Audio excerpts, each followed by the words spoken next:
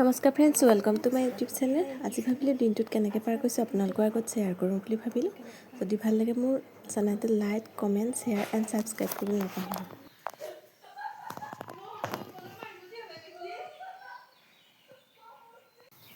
আজি চাহ আৰু ব্ৰেকফাষ্ট একেলগে লৈছোঁ, কাৰণ যিহেতু আজি আমাৰ ঘৰত হুঁচৰি আহিব। হুঁচৰি আজি ভোজ খুৱাব লাগিব, সেইকাৰণে দৌৰা-দৌৰি হৈছে। চাহে আৰু ব্ৰেকফাষ্টৰ ৰুটি আৰু ভাজি বনাই থৈছোঁ ইয়াক খাবৰ কাৰণে। আজি চব একেলগে লৈ লৈছোঁ।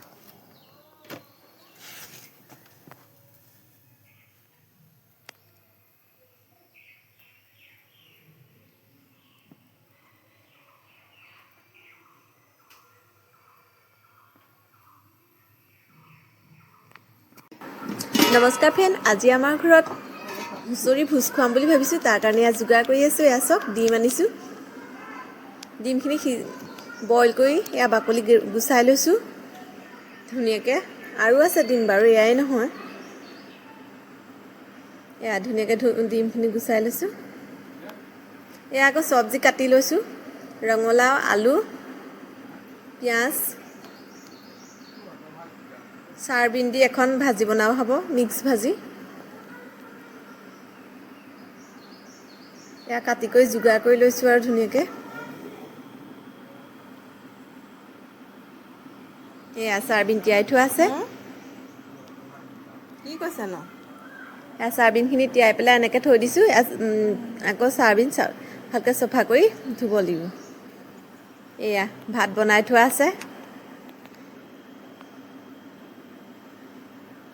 বাকীখিনি আৰু মই দেখুৱাবলৈ ইমান আজি সময় নাপালোঁ, তেওঁলোকৰ লগত লাগি থাকোঁতেই গ'ল। এয়া চাওক, তাৰপিছত এয়া হুঁচৰি আহি পালেহি। এয়া হুঁচৰি আৰম্ভ কৰিছে।